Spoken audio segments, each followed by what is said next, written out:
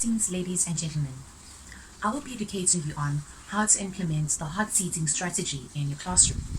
So before engaging in the strategy, you need to prepare the person or people who will be in the heat so they could successfully take on the role.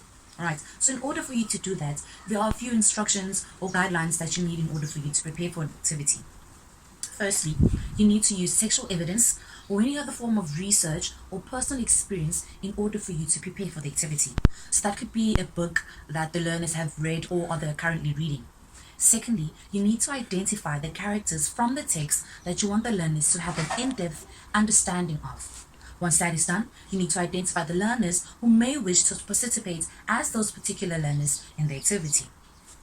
And then you need to get in within the setting of the questions. Alright, so that could be done in either way of you as the teacher modeling questions for the learners, or you could decide to collaborate the questions with the learners. And then once all of that is prepared, you're good to go to start the activity. Alright, so I'll give you an example for the foundation phase. Let's say you're going to use the tale of Cinderella. Alright, so you're going to identify maybe that you want them to understand the character of Cinderella, the stepmother, and the stepsisters. And then you identify learners who want to participate as those characters, right? And then you get into the setting of the questions with your learners. Once that is done, you could firstly do the activity as the teacher, right? So you'd be the first person to be on the hot seat, and let's say, for example, you'd be Cinderella. So learners could ask you questions such as, how did you feel when your stepsisters left you and they went to the ball? Or what was it like to dance with the prince? Right? So any burning questions that the learners might have to get a feel, an emotional understanding of the character. An emotional understanding of the characters. Once that is done, then you allow your learners to take turns to participate in the hot seating as other different characters, the stepsisters or the stepmother. And then an example for the senior phase, let's say you're using Greek theatre and you're teaching with the play Oedipus the King. So you could decide to use characters such as Oedipus, Jocasta, and Creon, and then you identify the learners who want to participate as those particular characters, set your questions, and then you could be the first person on the hot seat, so you could guide your learners, right? So learners could ask you questions, maybe you could be in the hot seat as Oedipus, and then they could ask you questions such as, how did you feel when you first heard the prophecy about your birth, right? Or they could ask, how was it when you heard that your wife is actually your own mother, right? So any burning questions that the children might have, or the question that you collaborated together with the class.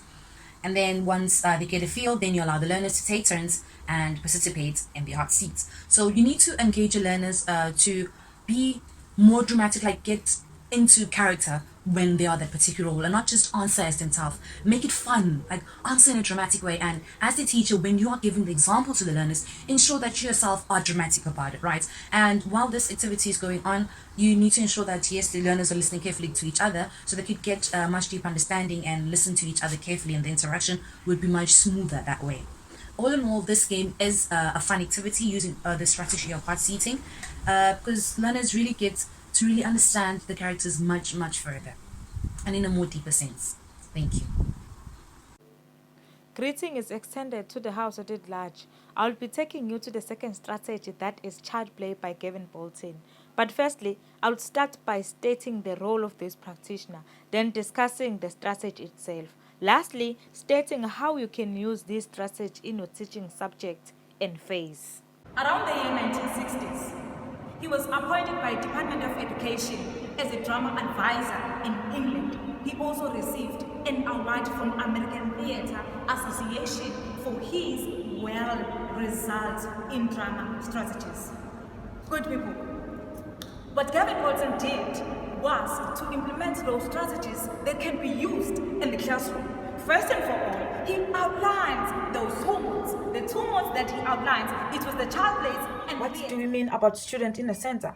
In this case, students are the controller of the lesson. What an educator does is to just come up with the topic of the day and let students assign roles, act them out, experiment, explore, and also solve problems. Students are the one who are negotiating the meaning, as you can see here. Students are the one who are doing. They share values, they share meanings, they share ideas, they share everything. But if they are done with that stage, they also consult to an educator. As you can see arrow here, this arrow show there is something from student that is going to an educator, and also there is something from an educator that is going to a student, right? Students are the one who are in the process, not in the product. From the beginning of the lesson, students are taking part until the end of the lesson.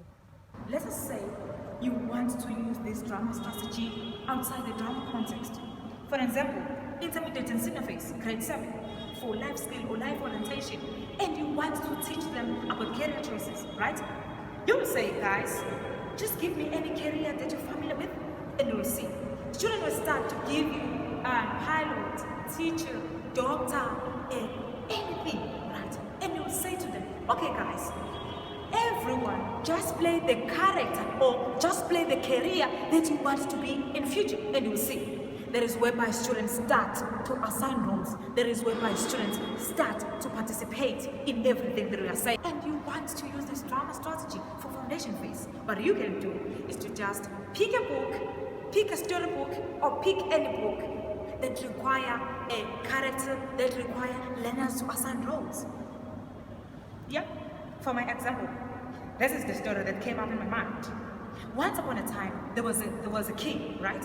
And you give the character to learners. You'll say, okay guys, for now, I'm gonna tell you the story about the jungle animals, right? And you will say to them, guys, this is your role. You need to participate. You need to take part in this thing that I'm about to say, right? Okay. Once upon a time, there was a king, right? And you say to the students, be the king, and the student assign the role, and student be the king. The story continues. One day, he was traveling, and he come across with a bird, and you say to learners, be the bird. And also, learners change their character from the king to a bird. That is what we call child play, because learners Transmit knowledge by playing.